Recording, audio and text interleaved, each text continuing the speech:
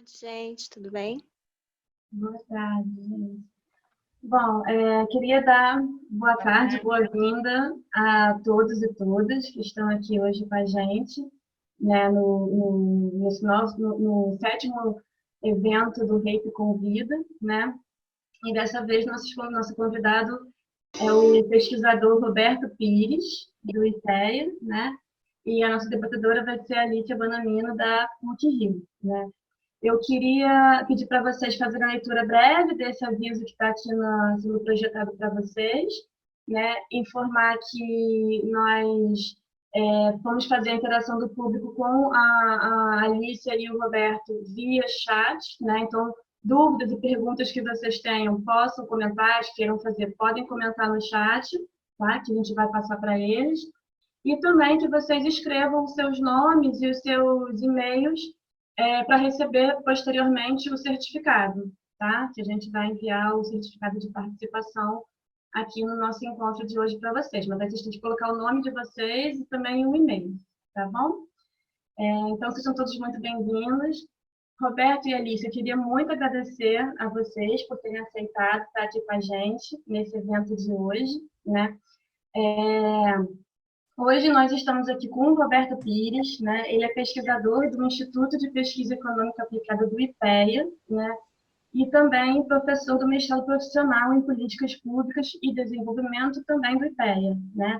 Ele também é professor do doutorado profissional em Políticas Públicas e do mestrado profissional em Governança e Desenvolvimento da ENAP, né? Escola Nacional de Administração Pública, né? E ele é formado em Administração Pública pela Fundação João Pinheiro, mestre em Ciência Política pela UFMG e doutor em Políticas Públicas pela MIT, né? Roberto desenvolve pesquisas sobre temas como implementação de políticas públicas, capacidades estatais e participação social em relações Estado e sociedade, né? Para debater com o Roberto, nós convidamos a professora Alicia Bonamino. Ela é professora associada da PUC do Rio de Janeiro, né? É coordenadora do grupo de pesquisa Laboratório de Avaliação da Educação, LAED, e também é membro fundadora desta rede de pesquisa e implementação de políticas educacionais, né? A Alicia é pedagoga, né, possui mestrado e doutorado em educação pela PUC e tem experiência de ensino e pesquisa na área da política educacional, né, sobretudo no campo da avaliação da educação e das desigualdades educacionais, né? Eu queria mais uma vez agradecer a presença, dar boas-vindas a todos e quero agora passar, né, abrir o nosso bate-papo de hoje, dando a palavra para o Roberto Pires. Obrigado, Naira. Boa tarde a todas e todos. É um prazer bem grande estar junto com vocês novamente, né? Eu sou um fã aqui dessa Rape, né? Acho que, né, vocês conseguem trabalhar ao mesmo tempo, né, uma reflexão sobre as especificidades, né, da implementação de políticas públicas educacionais, mas ao mesmo tempo também fazendo um esforço, né, de conexão com outras áreas, outras disciplinas, né? Eu acho isso né, extremamente proveitoso, né, e construtivo. Então, para mim é sempre um prazer estar aqui, né, com vocês. Dessa vez, né, o convite, né, ao qual, né, eu agradeço aí mais uma vez, foi para a gente poder discutir, né, um livro que foi publicado no ano passado, né, um livro que eu organizei, mas que teve colaboração, né, de muitos pesquisadores e pesquisadoras, né, inclusive aqui, né, dessa rede, né, como a Cíntia, né, a Marina, né, mas outras pessoas também que ao longo do processo do livro dialogaram aí muito com a gente, né, sobre esses temas, né, então também é muito bom né, poder retornar agora com esse produto já mais acabado, né? Eu, inclusive, vou colar aqui no chat o link para o livro, tá? Para que vocês possam acessar ele aí e folhear ele, né, durante a conversa, tá? por meio desse link, vocês conseguem, né, ver o sumário do livro, acessar ele num formato amigável a leitores digitais, né? E também podem acessar capítulo a capítulo ou o livro inteiro em PDF, né? Ele é disponível aí gratuitamente, né, para download. Então eu vou compartilhar aqui com vocês uma apresentação. Aí eu preciso que habilite aqui para mim novamente o compartilhamento. Pronto.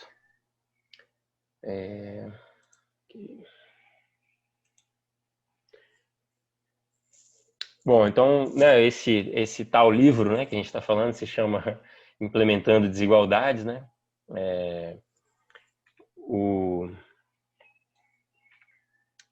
Aqui está, né, ele está disponível aí no link que eu colei para vocês verem, né?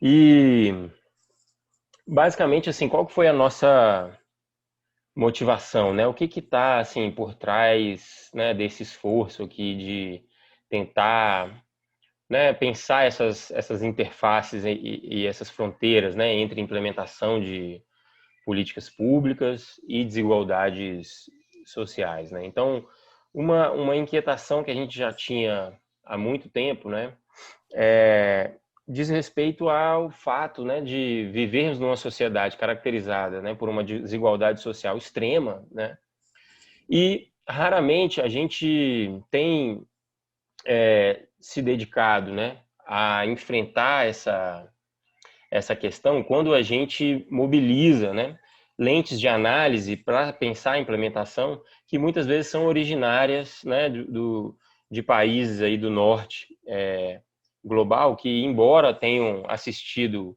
né, um processo de aumento da desigualdade social nas últimas décadas, estão longe de ter, né, uma situação de disparidade tão extrema,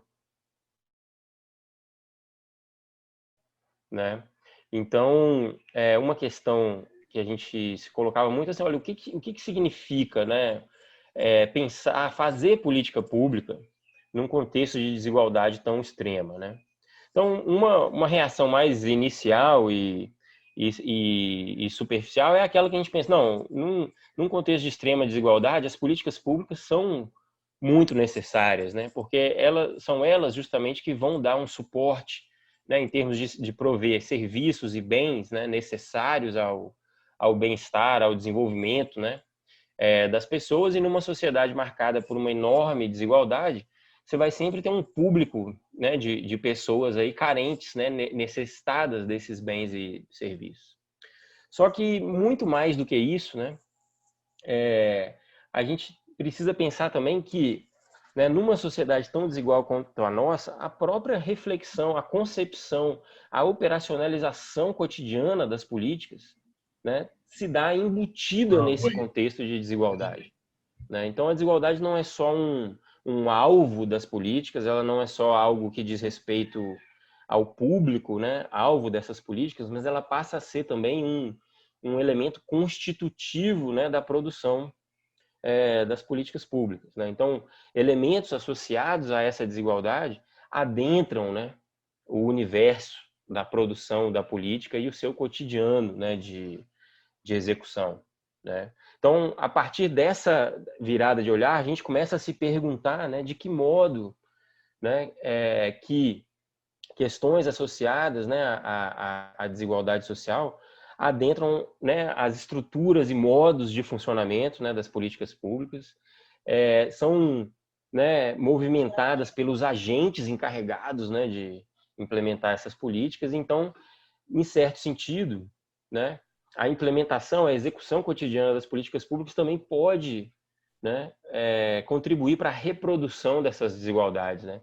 Mesmo naqueles casos em que as políticas tenham como objetivo formal incluir, né, ou mitigar os efeitos dessa desigualdade, né? Então, esse é o tema mais geral do livro, mas só para a gente assim, se aproximar um pouco mais empiricamente dessa questão, eu vou trazer um vídeo aqui que é um relato, né, de um tenente-coronel da Polícia Militar de São Paulo, né? Ele vai falar um pouco sobre o trabalho dele. E aí eu aproveito também para alertar, né, aqueles que que a gente ainda não se conhece, né? Eu não sou especialista em políticas públicas na área da educação, né? Se eu sou especialista em alguma coisa, é nos estudos de implementação, e eu, né, costumo olhar esses processos num conjunto variado aí de políticas públicas. Então, ao longo aqui da minha exposição, eu vou falar sobre diferentes tipos de políticas públicas, mas eu espero que no debate a gente possa justamente trazer, né, os insights e essas contribuições para pensar, né, o caso mais específico das políticas públicas educacionais. Mas vamos ver aí o que o nosso convidado aqui tem a dizer.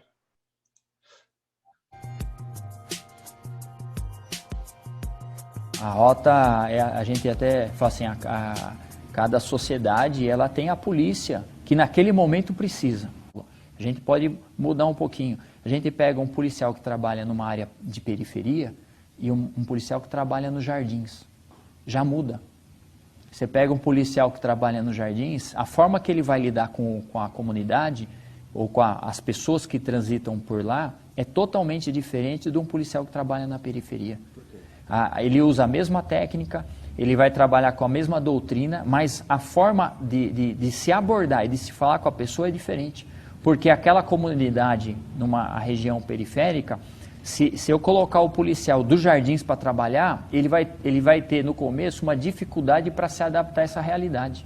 É uma outra realidade. São pessoas diferentes que transitam por lá. Se ele for abordar a pessoa da mesma forma que ele abordaria uma pessoa aqui nos jardins, ele vai ter dificuldade. Ele não vai ser respeitado. Da mesma forma, se eu coloco um da periferia para lidar, falar com a mesma forma, a mesma linguagem que uma pessoa da periferia fala aqui nos jardins, ele pode estar sendo grosseiro com a pessoa dos jardins ali que está andando. Até a forma de falar. O policial ele tem que se adaptar àquele meio que ele está naquele momento.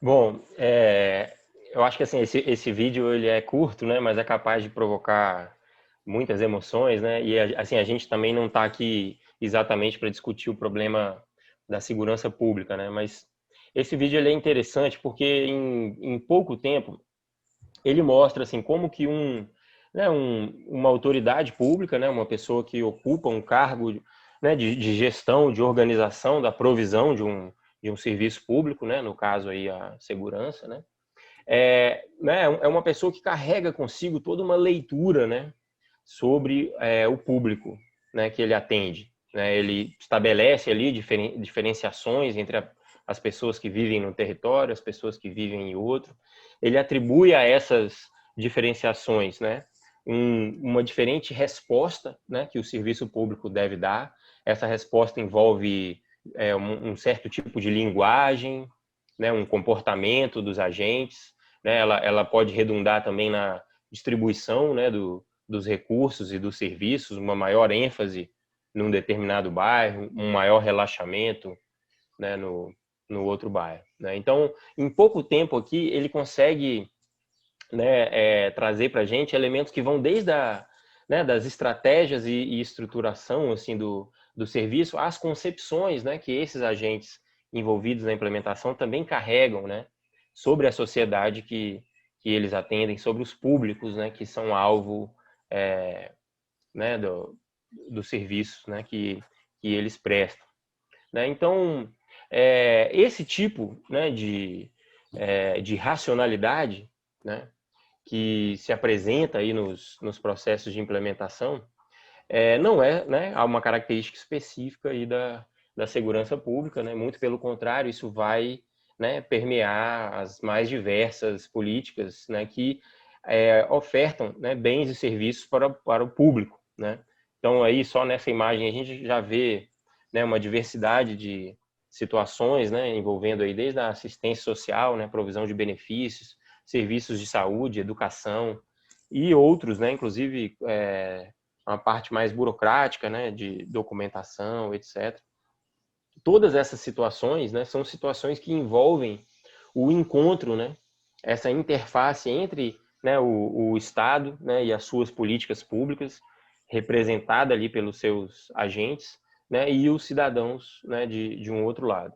E a gente parte, né, do pressuposto aqui nesse livro, né, de que essas interações, né, com o Estado, elas são muito importantes, né, para esses sujeitos, né, que buscam o serviço público, né, e elas são importantes porque elas têm né, uma dimensão, né, material de fornecer bens e serviços necessários né, à estabilização, ao bem-estar dessas pessoas, mas elas também são importantes porque esses encontros também possuem reverberações simbólicas, né?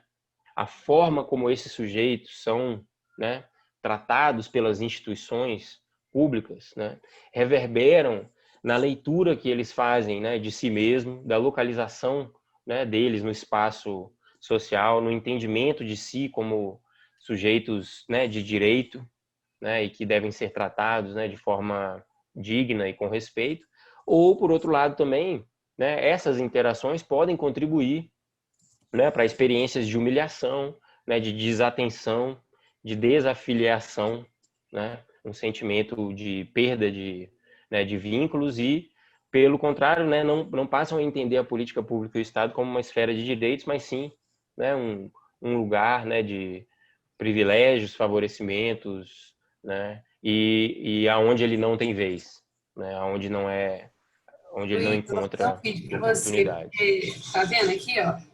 Tô achando que tá Então, errado, ó. esse é um pouco, né, o contexto, né, que nos motiva aí a enfrentar, né, com esse livro. Então, o objetivo do livro ele foi basicamente organizar um quadro, né, de análise teórico, né, que nos permita a realização de estudos empíricos, né? Então, é um quadro teórico aplicado, né? São ferramentas que permitam a gente entender, né, de que forma a execução cotidiana, né, das políticas públicas pode criar, né, riscos, né, de exclusão, de desatenção, né, de maltratos, né, aos cidadãos. Obviamente, né, o nosso objetivo último é entender esses processos para daí poder intervir neles, né, tornando-os mais conducentes à efetiva inclusão,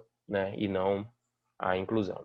E para fazer, né, para alcançar esse objetivo, a gente seguiu, né, uma estratégia que foi a de fazer um diálogo, né, entre as teorias, né, de implementação do campo de políticas públicas com algumas abordagens contemporâneas, né, sobre o tema da desigualdade social. Então, é através dessa, né, articulação que a gente produz esse quadro, né, de análise que permite a gente pensar processos de implementação como locus, né, de reprodução de desigualdades sociais. Então, no que diz respeito às abordagens, né, sobre a desigualdade social, a gente recruta, né, alguns conceitos aqui que nos permitem pensar como que as posições, né, sociais desiguais são produzidas, né, cotidianamente. Com isso, a gente se afasta de uma discussão de desigualdade social mais tipicamente economicista, né, que entende a desigualdade primordialmente enquanto renda ou enquanto acesso a bens e serviços considerados, né, valorosos, e que se associa muito à ideia de desigualdade de oportunidades, né, de que a gente precisa só oferecer, né, por exemplo, bens e serviços públicos, e que isso já criaria, né, uma possibilidade da gente não se importar tanto com a desigualdade, né, dela ser naturalizada como uma diferença entre indivíduos, né. A gente parte do contrário, né, assim, a sociedade ela é estruturada de forma desigual, né. Essa estrutura ela não é aleatória, né? Ela é produzida e ela é reforçada, né? Cotidianamente, né? E justamente nesse papel do reforço é que a gente tenta entender como que a implementação pode incidir. Então, para a gente fazer isso, a gente precisa partir de uma compreensão da desigualdade como multidimensional, né? Envolvendo marcadores de exclusão diversos, como gênero, raça, classe, território, né, e etc. E a gente parte de um referencial aí sobre da interseccionalidade que vai, né, nos impelir a pensar que as articulações entre essas diferentes formas de desigualdade contribuem, né, para reforçar essas posições de exclusão e de desvantagem, né? Daí, então, o próximo passo é a gente conectar, né, esses insights, né, sobre a desigualdade com a discussão de implementação, né? Então, o nosso primeiro movimento nesse sentido é o de retomar a discussão que já é comum, né, no campo de políticas públicas, que a implementação ela não é uma mera execução, né, de decisões, leis e planos, mas ela envolve um processo contínuo, né, de transformação, reinterpretação dessas regras, porque são atores diversos, né, que intervêm nesses processos de implementação, e a intervenção desses atores leva, né, a reinterpretações, adaptações, né? Então, nesse sentido, a implementação é sempre um risco, né, no sentido daquilo que efetivamente vai ser entregado lá na ponta. E aí, uma das formas que esse risco pode se apresentar, né, para a gente é por meio da produção de efeitos não pretendidos, né? Então, dado que a implementação é transformação, ela faz com que não só as políticas públicas entreguem, né, os serviços que elas declararam que iriam entregar, mas também podem entregar uma série de outras coisas não oficialmente previstas ou declaradas nesse processo, né? E é aí, então, que a gente vai procurar trabalhar, né, esses efeitos não pretendidos da implementação enquanto efeitos que podem intervir, né, justamente nesse processo de construção das posições sociais, né, desiguais.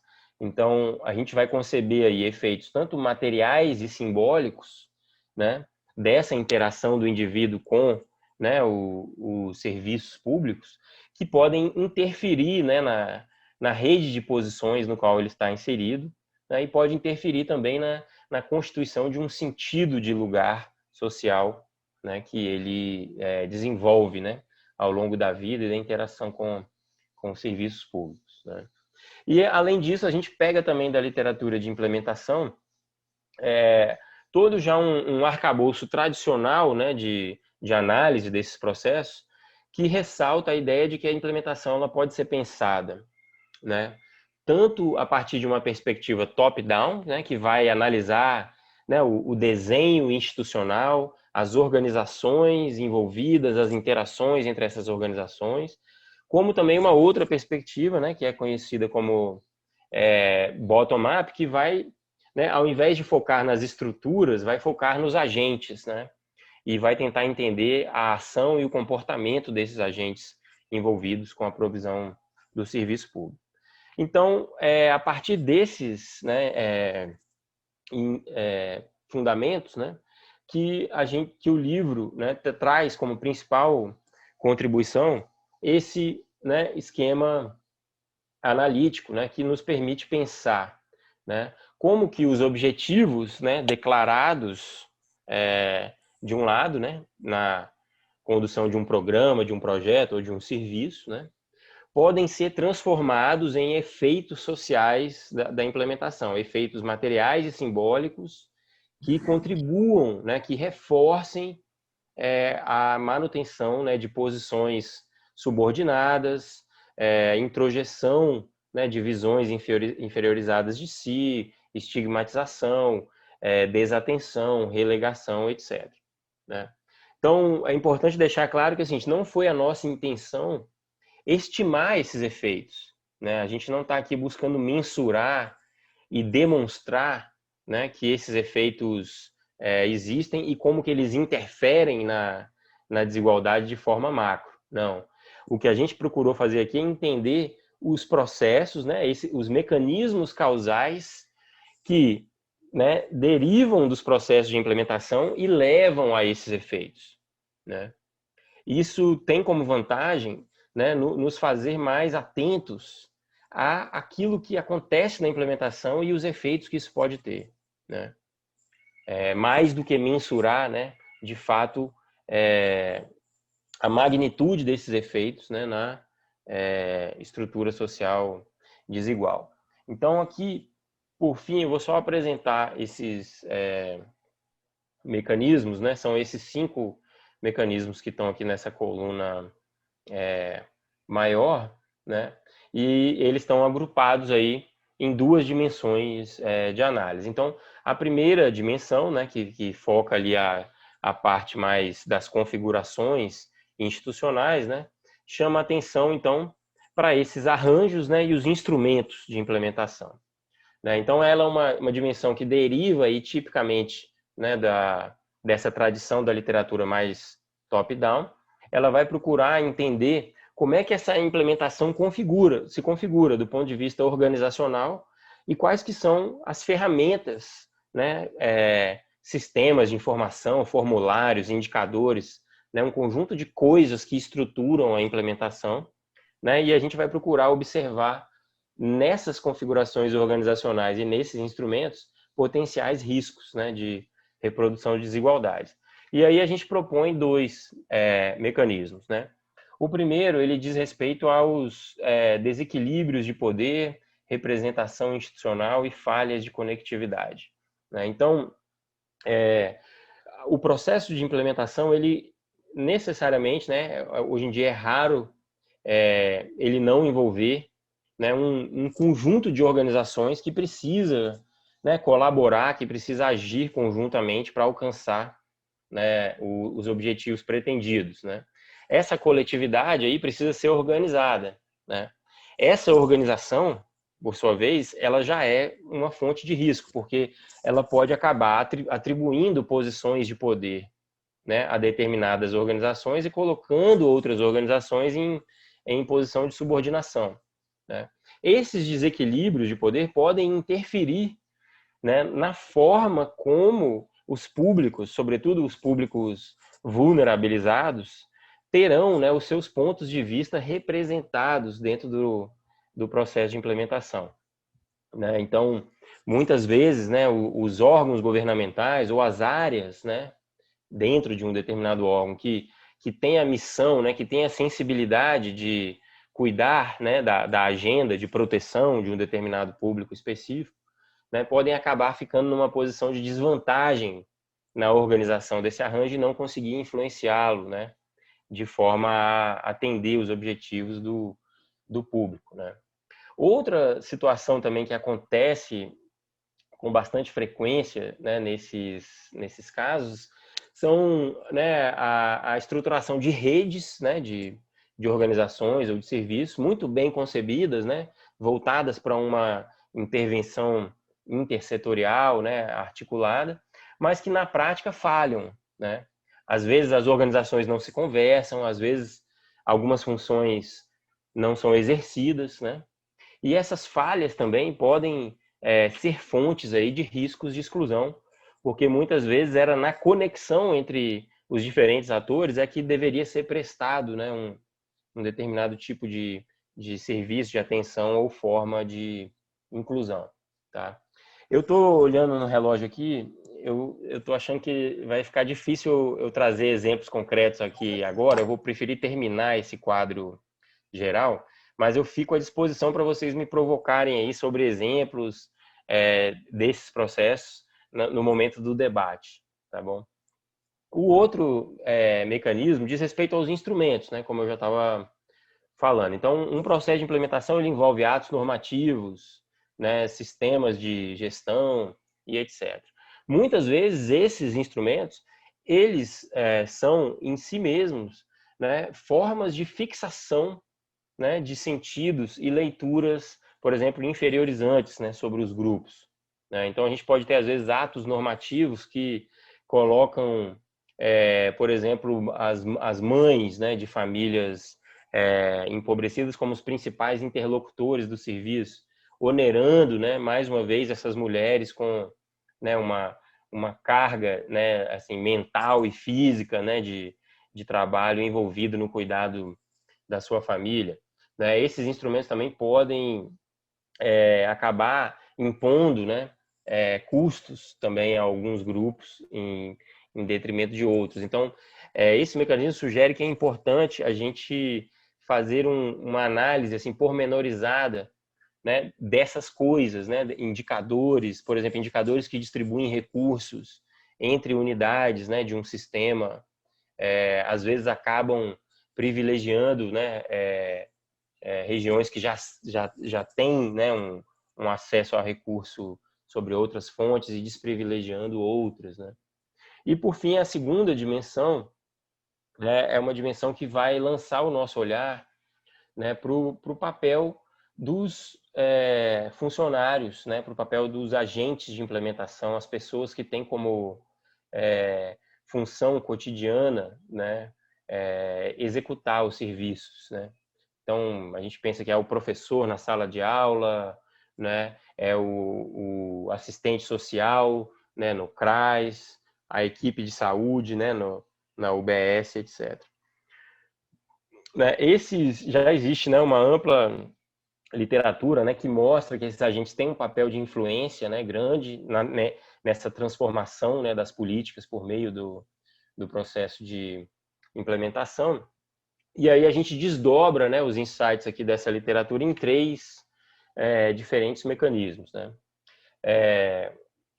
Uma das propostas, né, dessa literatura é que esses agentes eles possuem, né, o que a literatura chama de discricionariedade, que é uma margem, né, de interpretação e adaptação das regras e diretrizes das políticas às situações concretas em que eles vivem, né, e trabalham. Essa discricionariedade ela é altamente necessária, muitas vezes, para fazer com que objetivos genéricos, né, possam se transformados em serviços adequados, né, para situações específicas aonde eles se encontram. Mas a discricionariedade também abre, né, espaço para outros tipos, né, de ações e comportamentos que podem provocar riscos aí de exclusão e desatenção. Então, uma dessas manifestações, né, é o que a gente chamou aqui de resistência ou divergência, né? Então, a gente pode estar pensando a implementação de uma política que tinha o objetivo de incluir, né, um determinado público específico ou mitigar efeitos, né, da exclusão, mas esses profissionais lá na ponta, né, por motivos de trajetória pessoal, ideológicos e morais, eles simplesmente discordam, né, e atuam de forma resistente, né, à implementação desses objetivos. Então, a gente vê isso no livro, tem 4 capítulos que tratam essa questão na área, né, da saúde, da assistência social, né, em que os agentes aí da linha de frente, eles cultivam, né, diferentes entendimentos sobre o sentido da política que divergem, então, dos seus propósitos inclusivos, né? O outro mecanismo que a gente vê nessa dimensão é o da classificação e julgamento moral, né? Então, voltando, né, lá para o nosso comandante lá da rota, né? Ele claramente pensa, né, o público que ele tem que servir, né, como segmentado, né? Uma parte do público é habitante de áreas nobres, precisa ser tratado com cortesia e educação, enquanto uma outra parte do público é habitante de áreas periféricas e, se ele não lançar a mão, né, de um tratamento e de uma linguagem mais ríspida, né, e mais demonstradora, né, do seu diferencial de poder, ele teme não ser respeitado, né? Então, essa operação, né, de classificar e julgar moralmente, né, os destinatários das políticas aparece em diversas áreas de política pública, né? Então, muitas vezes premidos, né, pela escassez de tempo, né, de recursos para fazer um atendimento a todos os demandantes do serviço, né, os agentes de implementação precisam criar sistemas de classificação que permitam a eles julgar aqueles que são mais merecedores e menos merecedores dos serviços. E ao fazer isso, né, para resolver um problema prático, né, da pressão do trabalho cotidiano que eles vivem, né, eles acabam aí reforçando, né, estereótipos e acabam distribuindo, né, um serviço de pior qualidade justamente para aqueles públicos mais vulneráveis, né? Porque a gente percebe nos variados estudos que existe uma forte correlação entre a vulnerabilidade do público e a interpretação dessa vulnerabilidade pelos agentes como um caso difícil, né? Então, assim, é um aluno difícil, é um paciente resistente, né? E isso, então, gera uma atribuição de atenção e serviços, né, diferenciada para esses públicos. E, por fim, o último mecanismo é o da regulação moral, né? Ele tem muito menos a ver com o acesso ao serviço, mas com as relações envolvidas, né, na manutenção, né, de benefícios, né? E aí esse mecanismo chama a atenção para os efeitos simbólicos, né, que, por exemplo, o status de beneficiário, né, de uma determinada política voltada, né, para populações vulneráveis, né, como, por exemplo, o status de cotista, né, ou o status de pessoa em situação de extrema miséria, quando ela recebe, né, transferências de renda condicionada pelo governo, como que esse status tem reverberação na vida, né, cotidiana dessa pessoa, nas interações que ela vai ter depois com, né, os seus colegas, né, na escola, com os vizinhos, né, no bairro, a forma como os agentes públicos começam a desenvolver intromissões, né, na intimidade dessas pessoas, querendo regular seus hábitos, modos de vida, né, para que eles, então, sejam aptos a manter o apoio público às suas situações. Gente, eu quebrei a minha promessa porque eu queria ter sido mais rápido, queria ter trazido exemplos aqui concretos, mas, né, eu acho que é interessante parar por aqui, né? Esse é o quadro analítico, né, que a gente desenvolveu a partir desse livro. O livro ele tem mais de 20 capítulos, né? A maior parte desses capítulos são empíricos, né, e dizem respeito a aplicações, né, desse quadro analítico, não na sua completude, né? Muitas vezes cada capítulo trata de um mecanismo desses que eu apresentei. Esse tipo de estudo nos ajuda a compreender, né, esses riscos de exclusão. Então, é um tipo de estudo que tem uma característica mais de diagnóstico, né, do problema, de entendimento do problema, do que de proposição, né, de solução. E aí, desde a publicação do livro ano passado para cá, a gente tem investido agora no desenvolvimento de um instrumento, né, que possa ser utilizado por gestores públicos, né, para que eles conduzam, né, processos de identificação desses riscos, né, nas suas atividades, e também encontrem recursos para intervir sobre esses riscos, né, mitigando aí o potencial de desatenção e exclusão que eles geram, né. A gente em breve já vai ter uma primeira versão desse instrumento, é um instrumento voltado aí, né, para profissionais, né.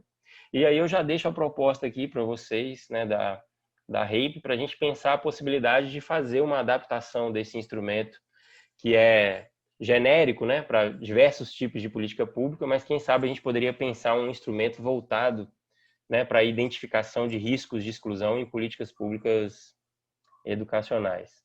Peço desculpa aí mais uma vez pelo falatório e fico à disposição aí para a gente dialogar aí no momento do debate. Roberto, muito obrigada pela sua exposição, foi ótima, muito obrigada mesmo. Eu já tenho aqui algumas questões, mas eu vou passar a palavra agora para a Alicia fazer os comentários dela e a gente dá continuidade ao nosso encontro de hoje.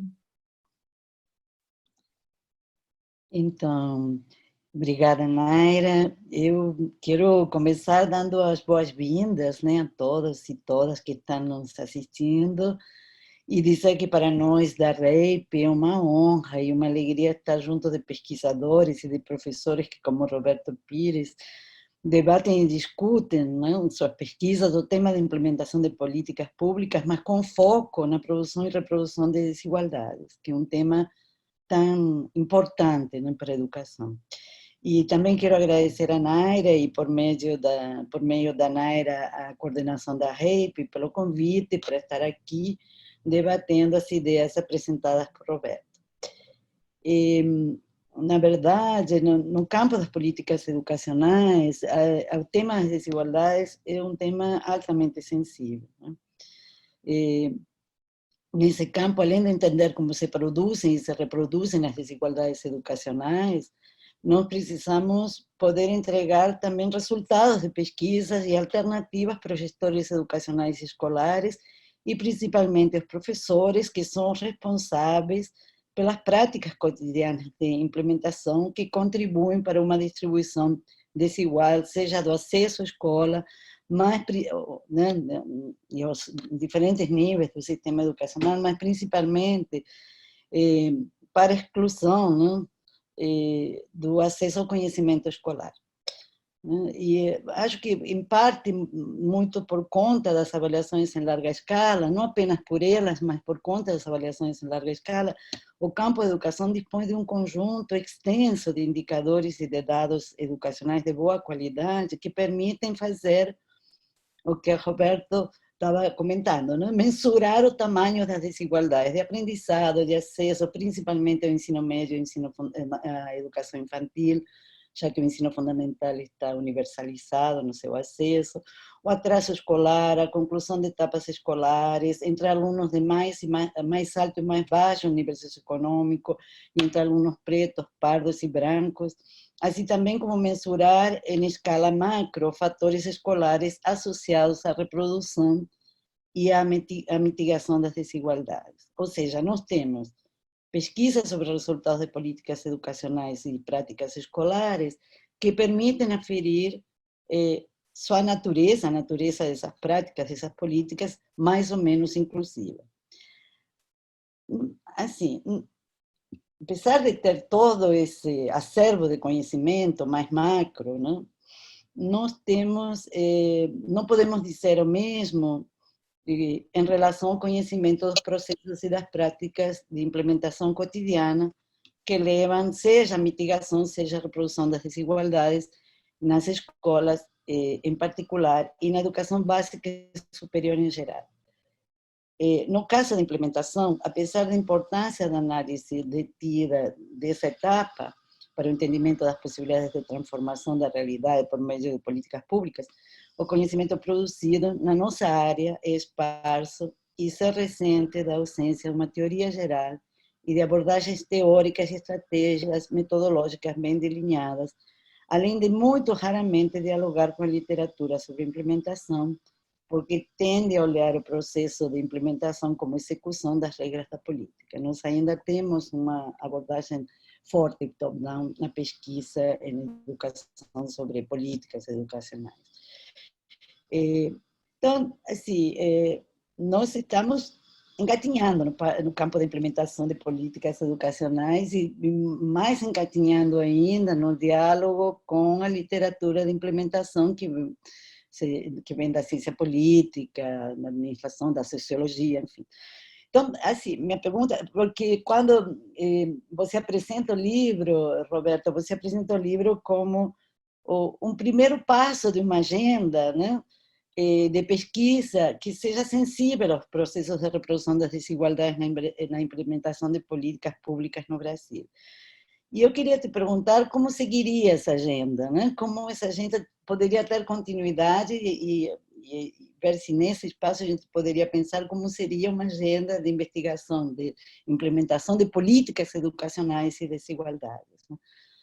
Nós estamos num momento em que as antigas desigualdades não resolvidas se somam às novas desigualdades que a pandemia vai criar nos sistemas educacionais e que a gente ainda não sabe, nem imagina a magnitude delas, né?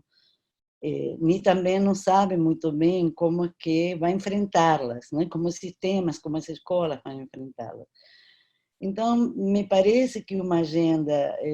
Você falou da criação desse instrumento de identificação de riscos, eu queria te ouvir falar um pouquinho mais sobre ele, porque me parece que a gente está precisando entregar aos gestores educacionais, entregar aos diretores, aos professores,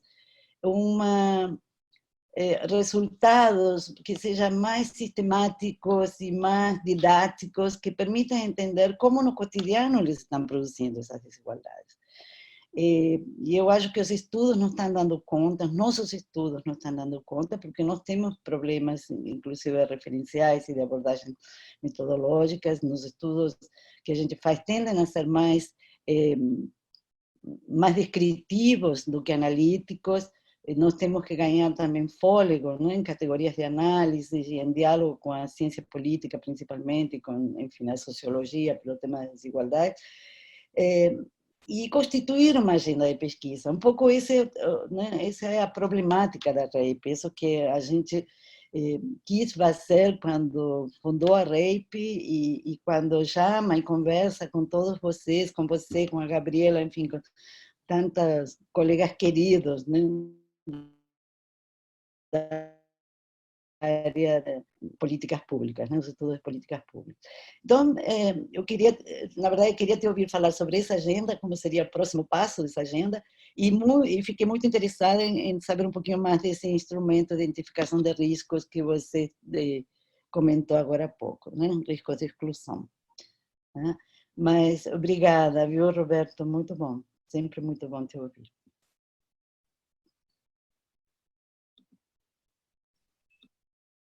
Oi, então, Roberto, pode estar com você. E, colegas, quem quiser fazer perguntas e comentários, é só postar no chatzinho que a gente repassa para o Roberto e para a Alice, tá bom? Obrigado, Naira. Não, Alice, o seu comentário foi excelente. Eu acho que contribuiu aí para dar mais sentido, né, para o que eu tentei expor aqui, meio que de forma, né, muito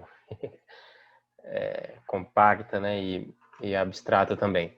E eu acho que essa sua pergunta, ela é muito feliz, né, que é, né, para onde vai, né, isso. E eu vejo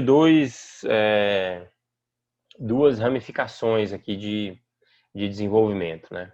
Primeiro, enquanto agenda de pesquisa, né, eu entendo, né, pelo menos é o que eu venho tentando fazer, né, desde da publicação do livro, é tomar aquele mapeamento, né, dos mecanismos como né, uma espécie de um mapa, né, que aponta caminhos ali de análise, né?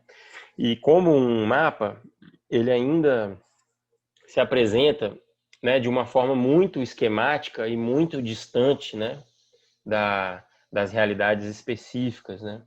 Então, o que eu vejo como um caminho muito promissor é a gente trabalhar aprofundar aqueles mecanismos, né?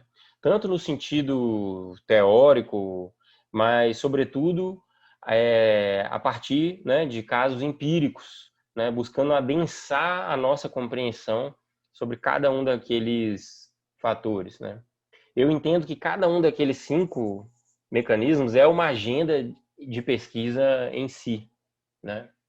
Por exemplo, né, no momento atual, eu tenho trabalhado, né, num artigo que deriva ali diretamente daquele primeiro mecanismo, né, relativo às falhas de conexão, né, nos arranjos, né?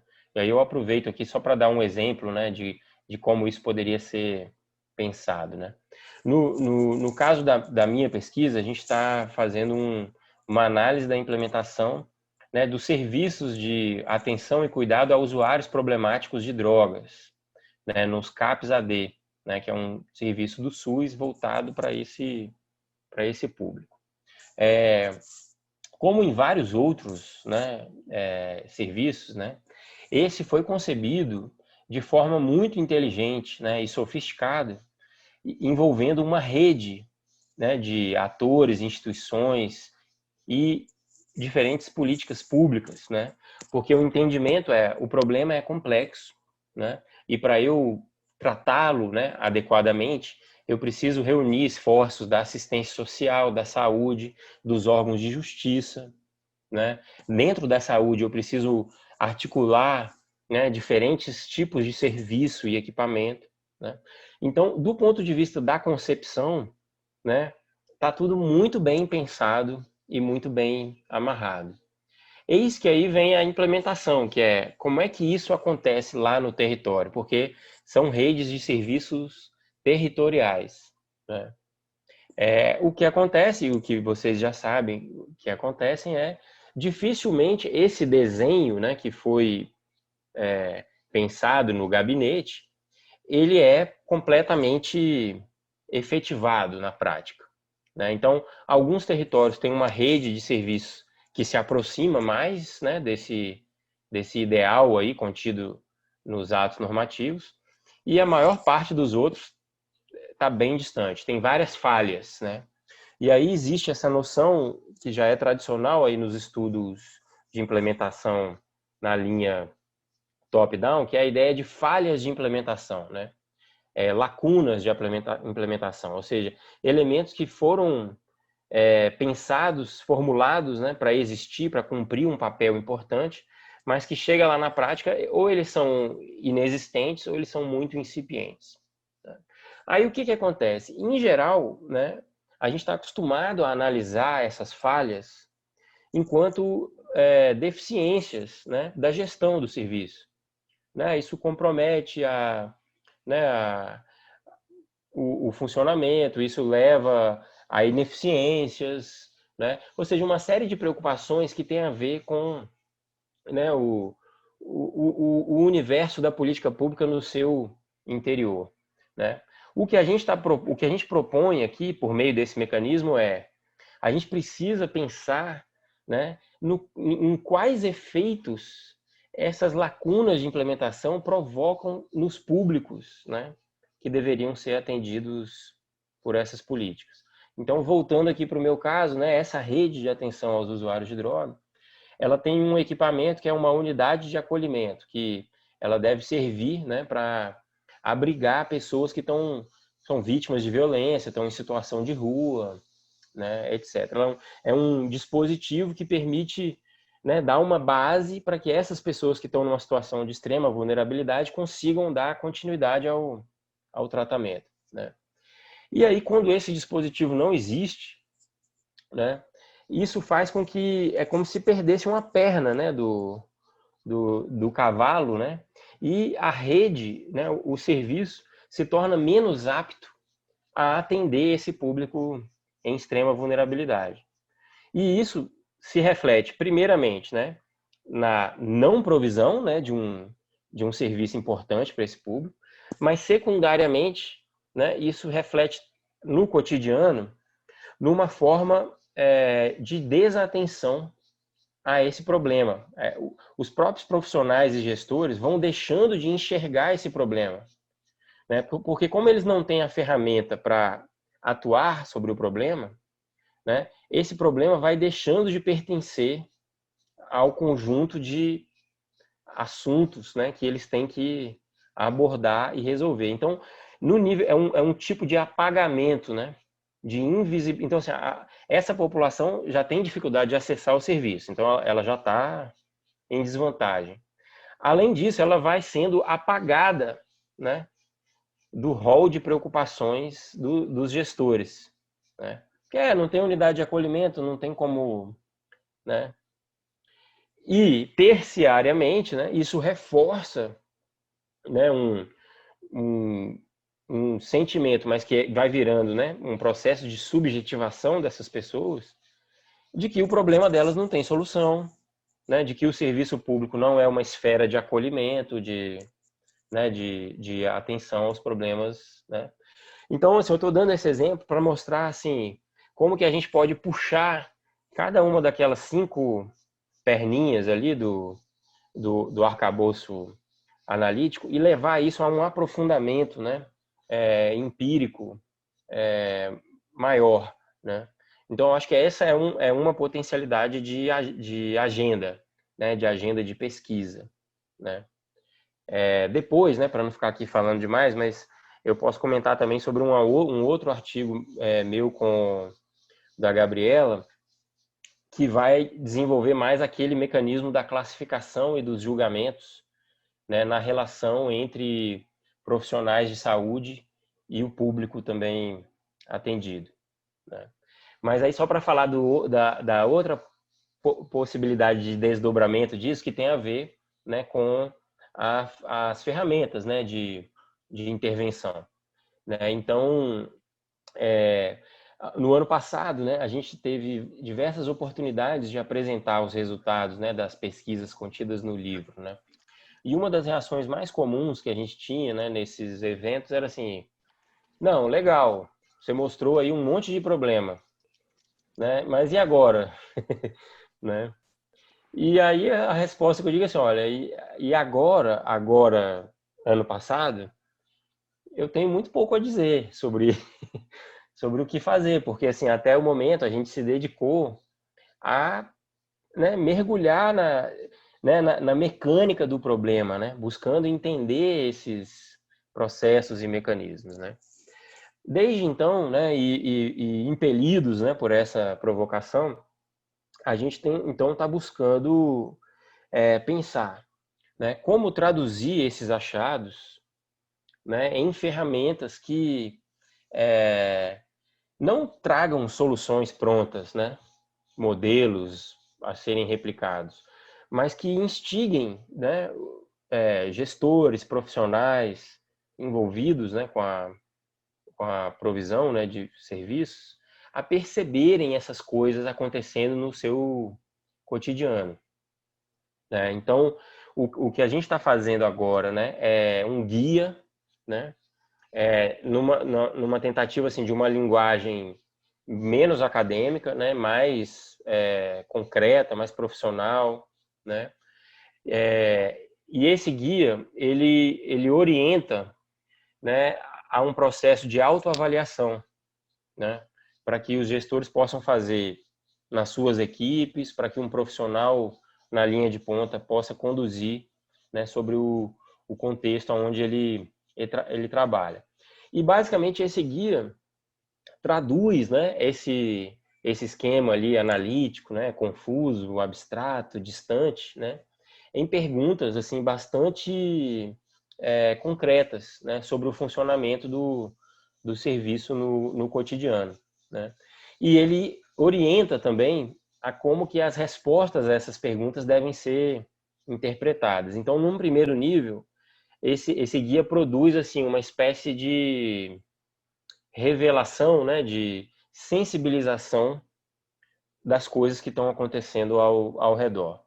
A partir daí, né, uma vez identificado assim os principais temas assim de riscos, né, isso se conecta com uma plataforma, né, que a gente também tá projetando aí, né, desenvolver para o início do ano que vem, uma plataforma que vai conter recursos muito variados, né, que não vão ser produzidos apenas por nós, mas vai ser uma espécie de um hub, né, de coisas que são produzidas por organizações internacionais, organizações da sociedade civil, experiências, né, de outros governos, né, aonde então esse gestor ou esse profissional vai encontrar, vamos dizer assim, possíveis remédios, né, ou alternativas ou inspirações, né, para ele poder pensar nas soluções para o seu problema, né? Então essa plataforma ela se chama Inclua, né? E ela vai conter aí tanto as ferramentas, né, para o diagnóstico, mas principalmente uma espécie de, né, de apontamentos, né, de diferentes caminhos, né, para lidar com esses problemas.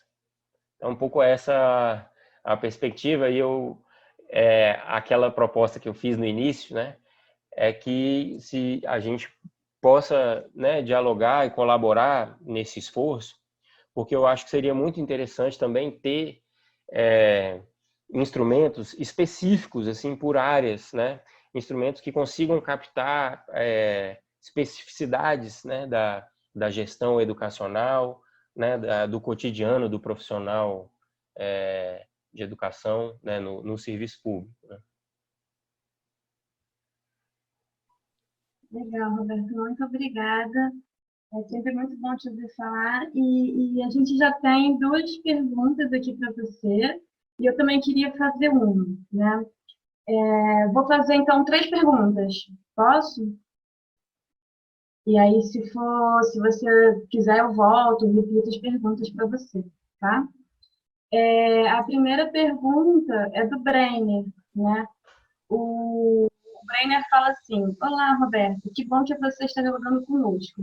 Seria muito bom te ouvir falar mais sobre a relação entre essa perspectiva mais ampliada de desigualdade e a questão dos efeitos sociais da implementação, a partir da dimensão 1 por você apresentada. Então, essa é a pergunta do Brenner, né? E também temos a pergunta da Rosângela, que ela diz que a sua apresentação foi muito rica e ela pede para você falar um pouquinho mais sobre a questão da implementação de políticas compensatórias e a relação com as desigualdades. Então, né, esses dois colegas fizeram essas perguntas. E eu também queria só comentar, né, trazendo um pouquinho a conversa para o nosso contexto atual, que eu fico pensando muito sobre essa questão da implementação, né, da discricionariedade, né, nos processos de implementação. Porque o que a gente vê na educação, e eu acredito que também esteja acontecendo em outras áreas, né, é, assim, né, usando uma expressão popular, né, tá todo mundo meio a Deus dará, assim, né? A educação, as escolas estão paralisadas, agora parece que estamos ensaiando um retorno, né, de voltar às aulas presenciais nas escolas, né?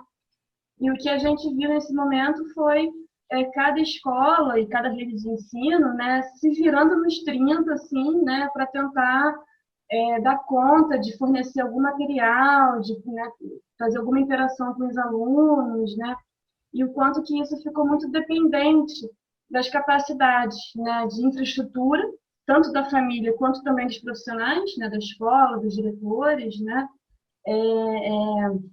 de estarem, de alguma forma, interagindo e mobilizando, né, esses atores, aluno e profissionais de educação, professores especificamente, para estarem avançando, ainda que de alguma forma, na aprendizagem dos alunos, né?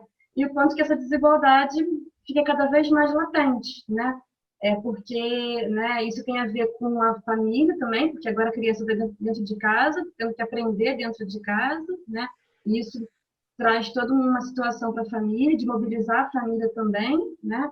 E como que algumas famílias têm mais capacidade de poderem estar ajudando os seus filhos nas suas tarefas escolares e outras menos capacidade, e também na própria escola, né?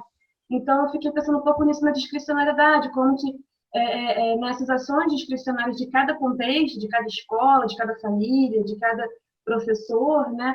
E também em função das suas capacidades, né, de estrutura, né, de poder estar, né, nessa interação, nesse movimento, também vai trabalhar, vai acabar acarretando em mais desigualdades, né? Vai trazer com mais força as desigualdades que já vinham, que já eram muito grandes, né? E é o que tudo indica vai trazer.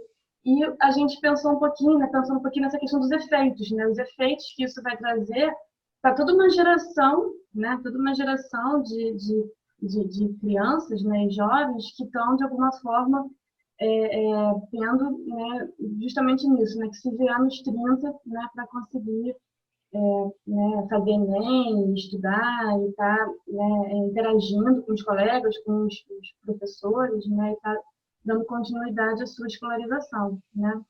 Então, esse é um tema assim que eu fico pensando assim, como é que essa discricionariedade ela é necessária, né?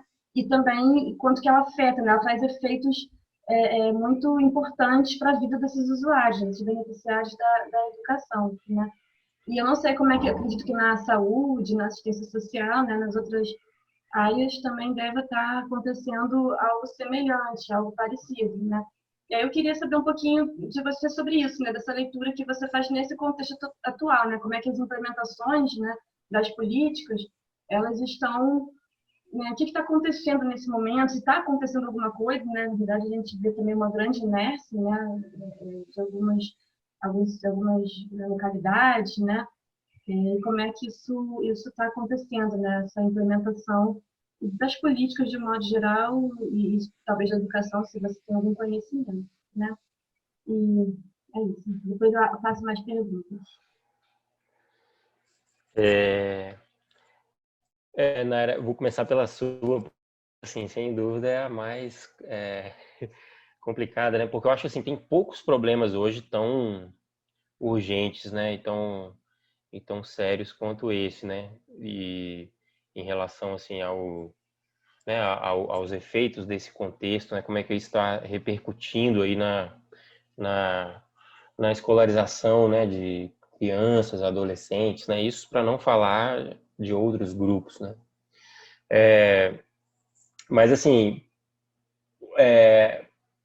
a situação atual, né? Para nós, talvez isso seja extremamente óbvio, né? Para vocês, mas ela chama a atenção, né? Para assim, para a gente pensar assim, se a gente puder pensar no esquema de implementação de uma política pública, se a gente pensar a escola, né, como um instrumento, né, o efeito, né, de equalização, né, que esse instrumento tinha, né, e vai voltar a ter de alguma forma, né, porém não imediatamente, né.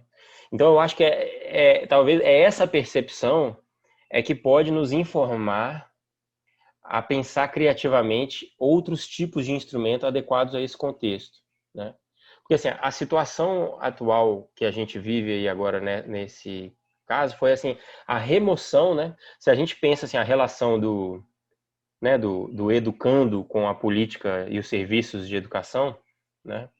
A impossibilidade, do funcionamento da escola está exacerbando, né, essas desigualdades que vão aí se colocar, né, em todos os níveis que você já mencionou, né? Então, se a gente pensa a escola nesse registro de um instrumento, né, assim, que outros instrumentos a gente poderia pensar agora nesse contexto em que a relação está, né, distante, mediada, né, pela internet, né, e que poderiam de alguma forma contribuir, né, para redução, né, dessas disparidades que estão num momento de amplificação, né, seja assim em termos, né, do ambiente, das condições de infraestrutura, né, de acesso à rede, acesso a material, contato, né, com, com o professor. Então, assim, eu não tenho resposta, mas assim, se eu tivesse que pensar o que esse arcabouço aí que a gente está trabalhando oferece em termos de caminho, seria um pouco por aí, né? Assim, que substituição, como não achando que existe uma substituição, né? Mas assim, que tipo de instrumento poderia atuar nessa lacuna, né, que foi, né? Assim, perdemos um instrumento importante que promovia, né? Não é tá longe de ser perfeito, né? Eu sei que vocês vivem pesquisando, né? Todos os problemas e dificuldades que surgem aí, mas assim, querendo ou não, né? Era um espaço aonde essas, né? As desigualdades entre indivíduos, famílias, territórios, né? Eram compensadas, né? Porque as pessoas eram trazidas para dentro de uma instituição e a partir dali tratadas num outro patamar, né? Então, como recuperar isso de alguma forma? Não sei, né? Tô só assim. Quanto à questão do Breiner, né? Essa também é uma questão bem, bem complicada. Mas é o seguinte, Breiner, eu acho que assim, eu normalmente coloco isso como ponto de partida ali, né, da nossa reflexão, porque, né, na minha forma de entender, né, os debates aí atuais, assim, sobre a questão da desigualdade, né, ela entende, né, que existe um discurso acadêmico, né, inclusive hegemônico, né, para a gente pensar a desigualdade, né, que é dominado um pouco por essa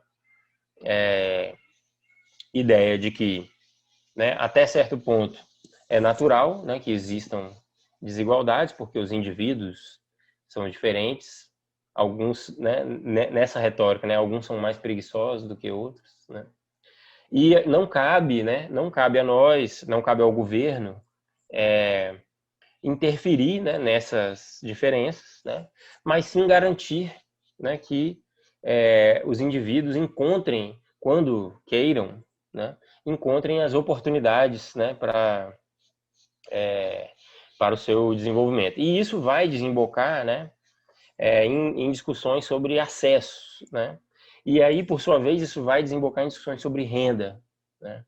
E aí, nessas discussões, os serviços públicos são entendidos como uma espécie de transferência de renda, né, embutida numa lógica assim. Se o Estado provém um serviço de saúde gratuito, é como se ele tivesse né, te pagando, né? Ou fazendo você deixar de pagar, né, por um serviço no mercado. Então, por exemplo, se a gente pega na literatura assim, de políticas públicas, né, inclusive um trabalho muito bom que foi desenvolvido, né, lá pela equipe do SEM, né, na USP, né, a ideia de inclusão, né, produzida por meio das políticas públicas é operacionalizada dessa forma, né.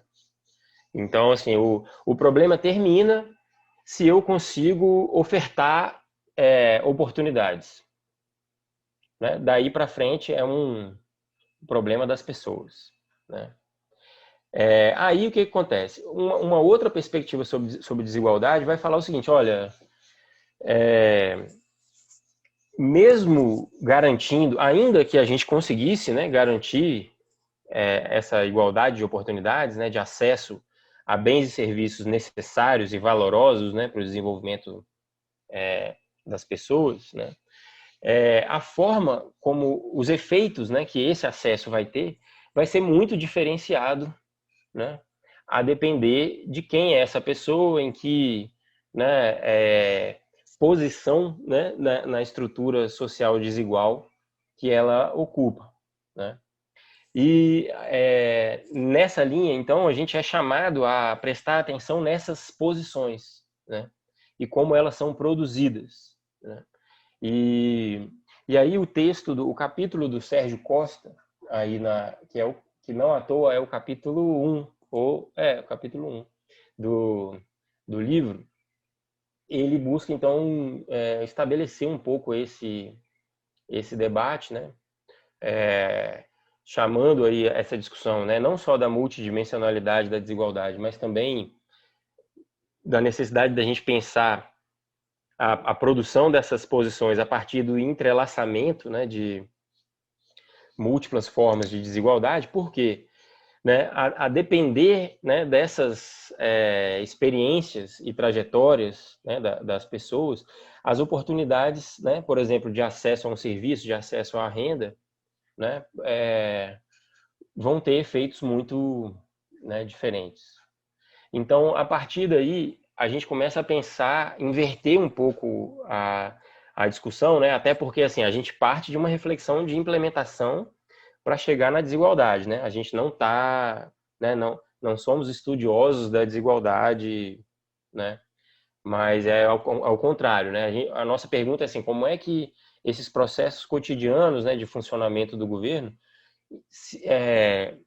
tem alguma interface com esse problemão aí, né, da desigualdade. E aí é nessa questão das posições que a gente encontra um ponto de contato, porque a forma, né, de operação dos serviços e de contato com as pessoas vai interferir, né, em alguma forma, né, nesses processos de reforço a posições desfavoráveis, né? Então, voltando aqui no exemplo que eu acabei de dar lá do atendimento aos usuários de droga, né? Você vê, então, assim, é uma política do SUS, né? Ela é voltada a prover um serviço para uma população que não encontra nenhum outro serviço e não tem acesso aos serviços do mercado, né? Mas mesmo assim, né, buscando operar essa inclusão, ela é uma política que falha em relação a justamente um grupo em maior situação de vulnerabilidade, né? Então, assim, o argumento que a gente está fazendo é que, ao falhar em atender a esse grupo, ela não só está deixando de prover o serviço, né, mas também está, de certa forma, reforçando a posição desse grupo como um grupo, né, distante, excluído, fora, né, da esfera de atenção, né, do Estado. Então, quando a gente está trabalhando essas posições, não é posição no sentido de estratificação, né, social. Né? Essa discussão de estratificação vai estar muito mais colada lá naquela outra concepção, né? Mas é uma discussão sobre a construção social, né, dessas posições. Quem é entendido como um grupo, né, reconhecido, né, como pessoa de valor na sociedade, né, reconhecido como alguém para o qual o Estado deveria se ocupar, né, ou para alguém que o Estado pode ignorar, né? Então, nesse sentido, eu entendo, né, que os links, né, dos efeitos sociais da implementação são muito mais fortes, né? Seria muito mais difícil a gente argumentar, né, que a oferta, por exemplo, que esses processos de implementação interfeririam na distribuição de renda, né, por exemplo. Não sei se ficou confuso, mas que é um debate complexo. Eu também estou buscando entendê-lo melhor. Tá, mas por enquanto é isso. E a da Rosângela, deixa eu ver aqui. Eu vi ela escrito aqui. A Rosângela, ela pergunta, posso falar para você, ela pergunta se você pode comentar um pouquinho mais sobre a questão da implementação de políticas compensatórias Sim. e a relação com as desigualdades. Então, Rosângela, a partir desse arcabouço, né, analítico que a gente está propondo, um primeiro ponto que assim, a gente não entra, como a gente está dialogando aqui sobre implementação, a gente não entra tanto assim no mérito se essa política deveria existir, se não, se ela é boa, se não é. A gente já parte assim, o funcionamento dela, né, contribui, né, para esses riscos, né? E esse tipo, né, eu acho que essas políticas compensatórias, né, se eu estou entendendo bem, você está pensando assim, transferências de renda, Bolsa Família, o auxílio emergencial agora, né, outros benefícios, né, assistenciais, né, são um caso muitíssimo interessante, né, porque fica muito evidente neles esses tais efeitos materiais e simbólicos, né? Os efeitos materiais eles vão aparecer no acesso ou não, né, ao benefício, né? E os efeitos simbólicos vão emergir, né, das consequências das interações desses sujeitos, né, com o Estado e das interações desses sujeitos com o seu ambiente social. O capítulo, né, do Breiner é um excelente exemplo, né, no livro sobre essa questão. Ele faz um estudo, né, sobre o o equivalente ao Bolsa Família no México, né, que foi mudando de nomes, né, ao longo da história, e ele mostra, né, como que o monitoramento, né, o cumprimento das condicionalidades educacionais, né, do programa, né, ou seja, as escolas reportarem, né, para o órgão que faz a transferência, né, colocava, né, os diretores e funcionários da escola numa posição em que eles se permitiam a exigir contrapartidas, né, por exemplo, das mães, né, dos alunos que beneficiários, né, dessas políticas. Então, haviam exigências, por exemplo, de doações.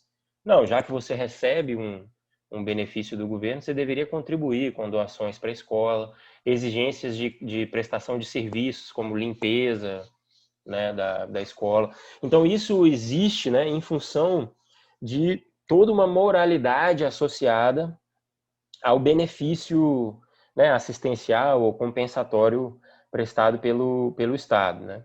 E de como que nessas sociedades, né, é questionada, né, essa ideia do usufruto desses benefícios como aproveitamento, né, como pessoas que estão tirando vantagem, né? Ou seja, a própria situação, né, de precariedade e de miséria não é entendida por muitos como um elemento suficiente ou legitimador do apoio público, né?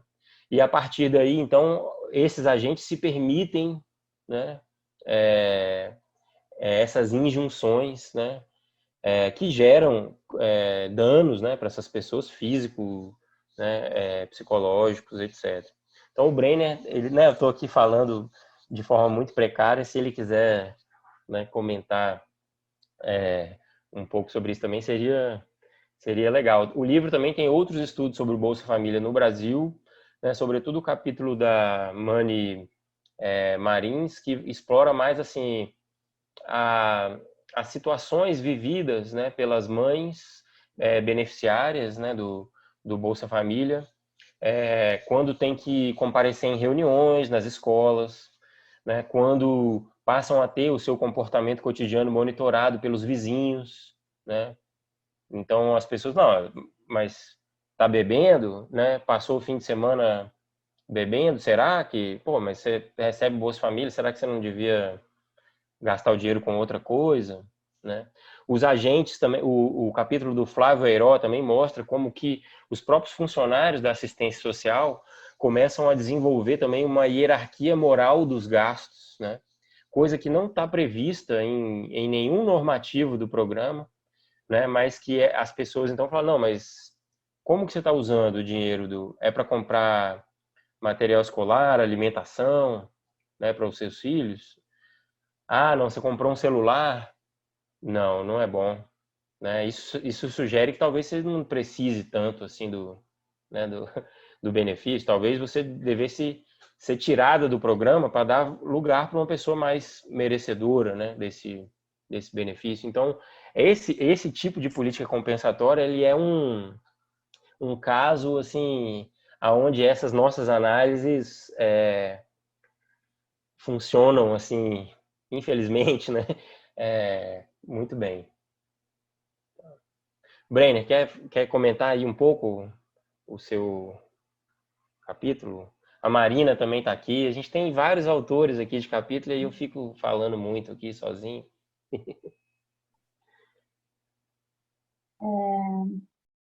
Brenner, você quer falar alguma coisa? Senão, eu tenho algumas perguntinhas aqui a mais para o Roberto. Vou passar, então, mais algumas perguntas, e depois, se o Brenner quiser comentar.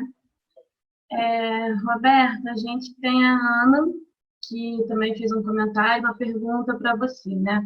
A Ana fala assim, agradeço muito a apresentação, foi excelente.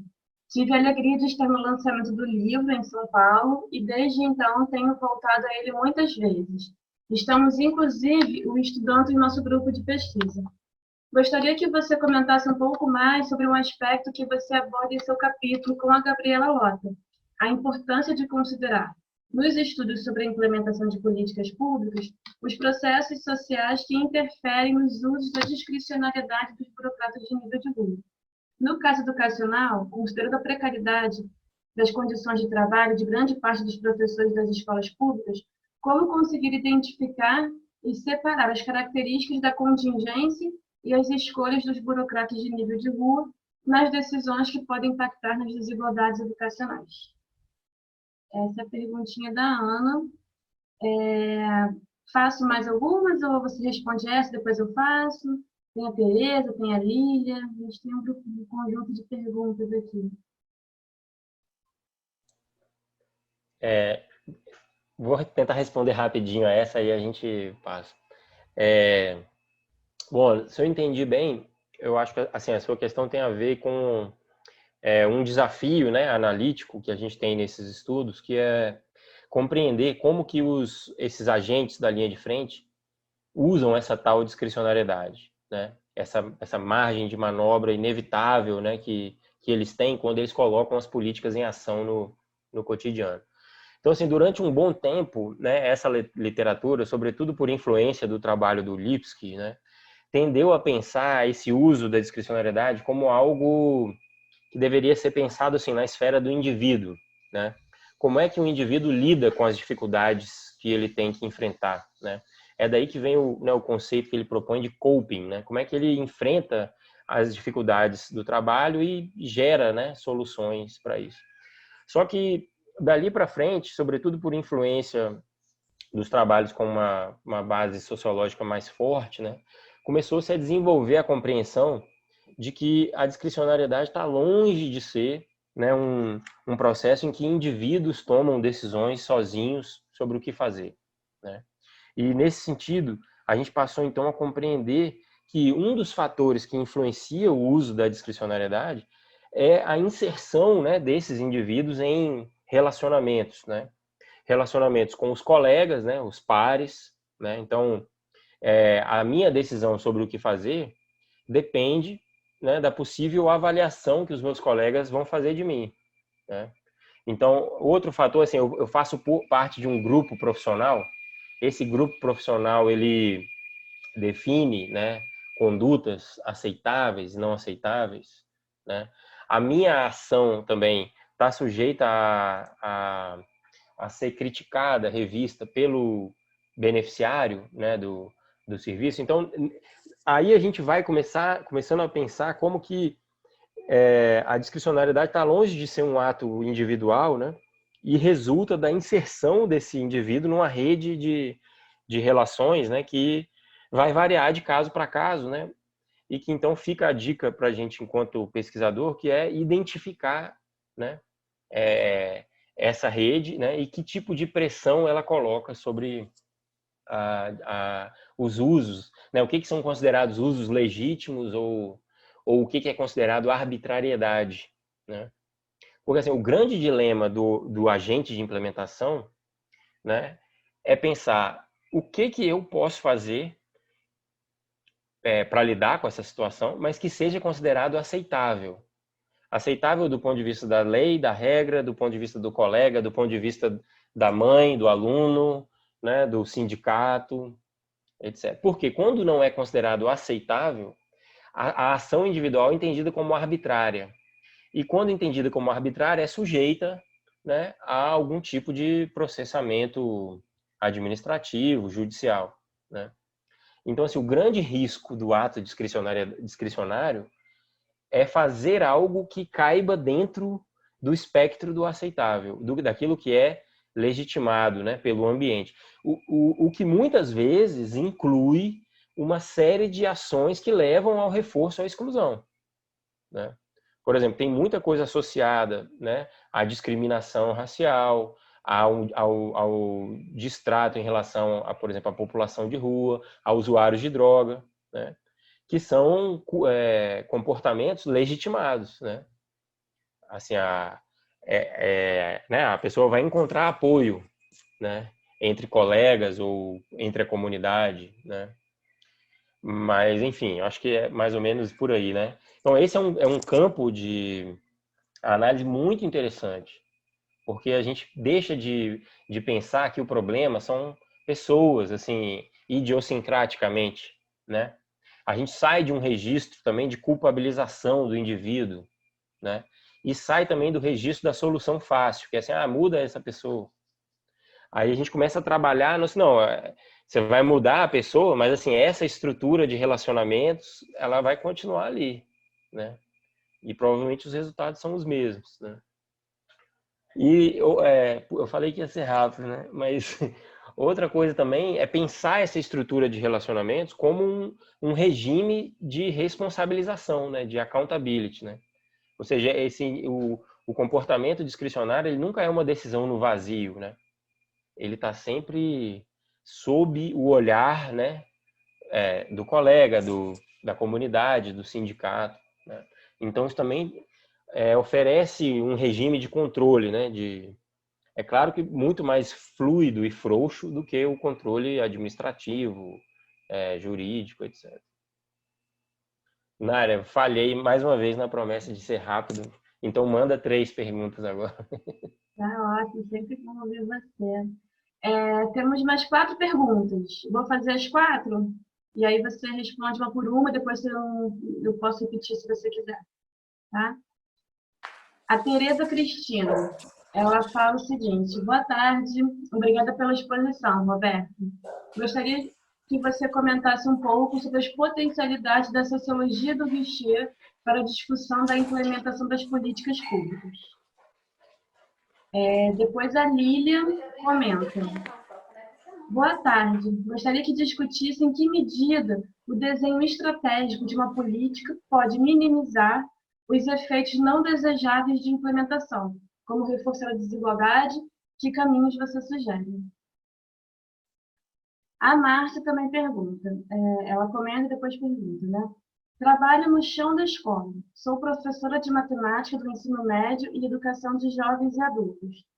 Os alunos estão muito preocupados com as aprovações em massa, deixando uma lacuna na aprendizagem e um abismo ainda maior nas desigualdades sociais. Os alunos não são ouvidos. Essa discussão não chega até seus responsáveis. O que você pensa sobre esse assunto? E, por fim, né, a Aldemira pergunta, né? Oi, Roberto. Muito obrigada por toda a reflexão e contribuição. Atualmente, questões sobre as desigualdades provenientes da falta do acesso digital é algo muito visível nesse momento de pandemia. Minha pesquisa de doutorado tem como um dos atores uma empresa pública criada em 1993, que, pelo estudo realizado, mostra que ela foi criada para ser um instrumento a fim de produzir uma política pública de mídia em educação, através de ações entre atores intersetoriais que exigem coordenação de cooperação. O que você me diz sobre uma análise dos perfis e estilos dos burocratas, suas crenças e valores? É o que a Ademira pergunta. Quer que eu repita, Roberto, alguma pergunta? Não? Não, anotei aqui tudinho.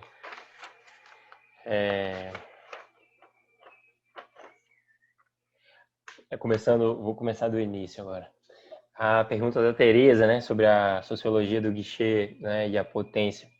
Bom, Tereza, eu vou te dizer o seguinte: eu só passei a começar a me atentar para as questões que levaram a esse livro depois que eu conheci essa tal de sociologia do guichê, né? Então, eu acho que a minha resposta para você é que é o seguinte: ela é uma influência assim fundamental, né, em toda essa discussão, né? Ela parte, né, de uma confluência muito interessante, né, na sociologia francesa entre as discussões sobre a administração pública e a sociologia crítica no que diz respeito à desigualdade, né? Eu sei que no campo da educação existem muitas relações e algumas delas tensas, né, com o Bourdieu, mas aqui é o Bourdieu da desigualdade, né? Então, a sociologia do guichê, ela nasce dessa confluência. Então, assim, eu acho ela extremamente potente, né? O livro tem um capítulo do Vincent Dubois, que foi, né, traduzido, foi uma das traduções mais difíceis aí que a gente fez. Eu acho que teve que passar por umas 4 revisões até, né, que a gente conseguisse que o texto ficasse assim inteligível, né, em português. E eu acho que é um dos poucos textos em português que a gente tem, né, dessa abordagem, né? Tem também uma revisão sistemática dessa literatura que eu fiz também para a revista Bib, né, Bib, né, é um nome enorme, mas é uma revista de revisão de literatura, né?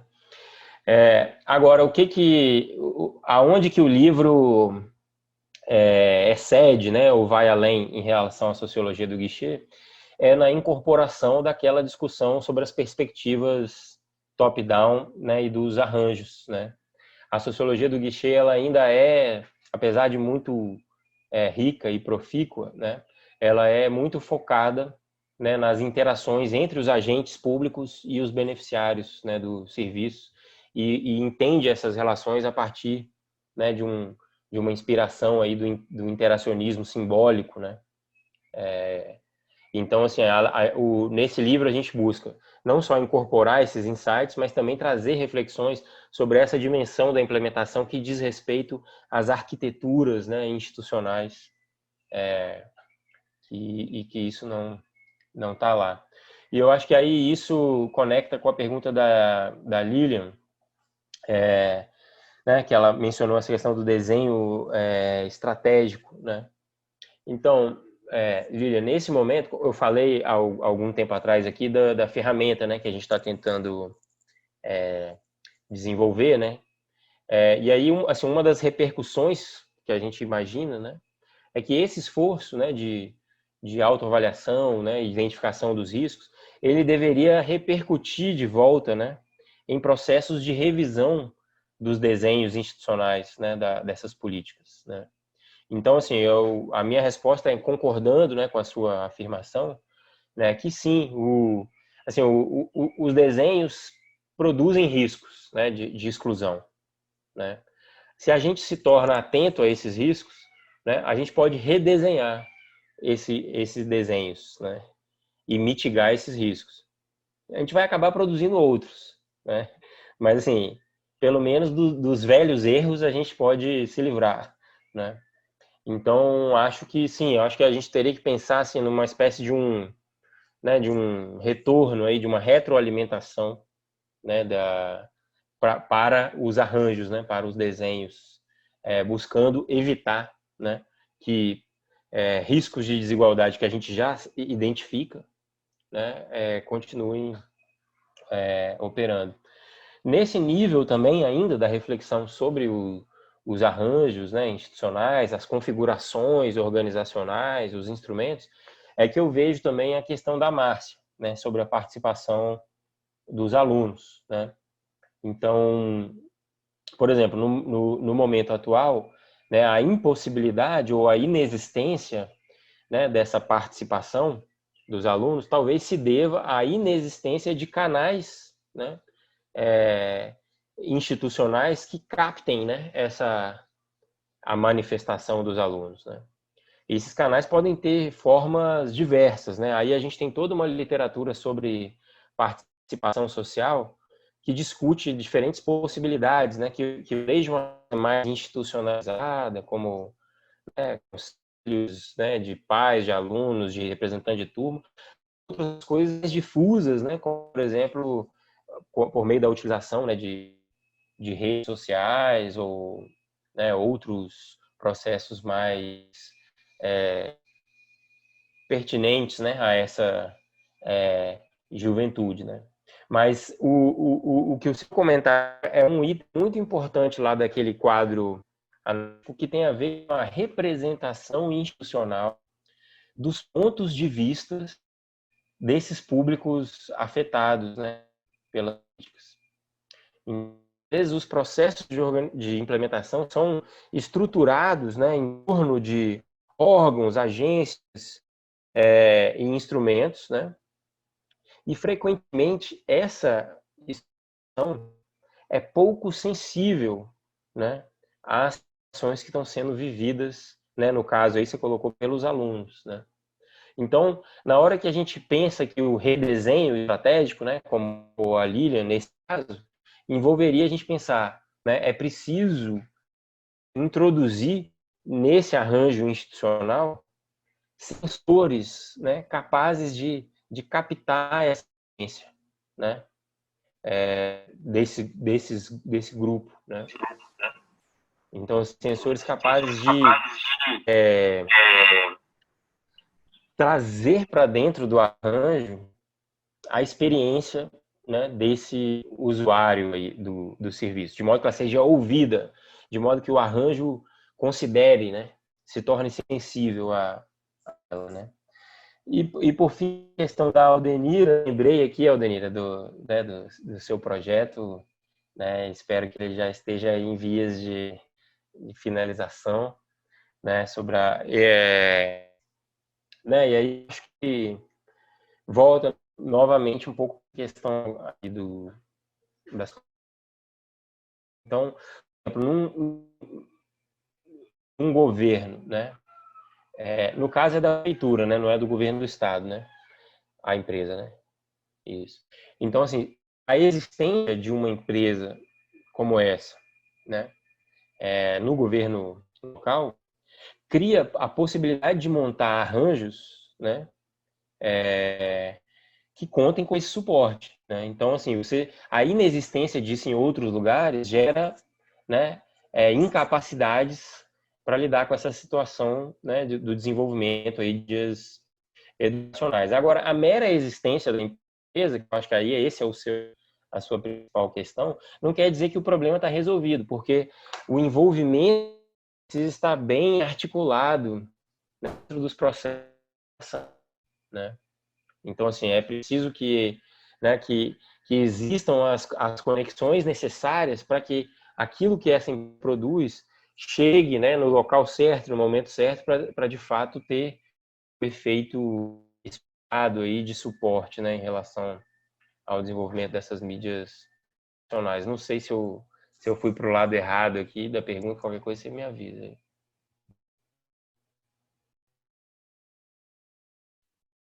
Roberto, muito obrigada pela sua disponibilidade em estar aqui hoje com a gente conversando. Queria agradecer muito, né, também a Alicia, por também estar aqui com a gente debatendo, né? E vamos agora dar continuidade, né, aos nossos estudos, né, sobre implementação de políticas em educação, né? E dizer que o desafio é grande, né? O desafio é grande, sobretudo porque a gente também está nesse contexto, né, bem específico, bem peculiar, né, que nos coloca muitos desafios, né? E também, né, efeitos, né, os efeitos não previstos também, né, que espera, que a gente pode esperar nos próximos dias, nos próximos meses, ou até os próximos anos, né, em função de tudo que a gente está vivendo aqui nesse momento, e como que as políticas vão se desenhar, né, e vão ser formuladas e implementadas em função dessa nova configuração que está se formando, né, social e educacional. Né? E é isso, gente. Eu queria muito agradecer a participação de vocês. Né? Queria que a gente agora abrisse as nossas câmeras para tirar a nossa fotinho. Naila, lembra do dossiê? Ai, dossiê. Obrigada, Ana, por me lembrar. Muito obrigada. Então, gente, agora abriu, né? A Ana e eu, nós estamos organizando um dossiê na Educar em Revista, né, da Universidade Federal do Paraná, que é sobre implementação de políticas educacionais e suas relações com as desigualdades. Né? É justamente um dossiê no campo da educação, né, um periódico do campo da educação, especificamente, para trazer para o nosso campo essa discussão de implementação de políticas e suas relações com as desigualdades. Né? O dossiê está com a chamada aberta, né? Abriu agora, segunda-feira, a chamada, vai até dezembro. E aí eu queria incentivar, encorajar vocês a escrever um textinho para a gente publicar na revista. Tá? Tá no site. Ana, você está com o link aí? A gente pode postar o link aqui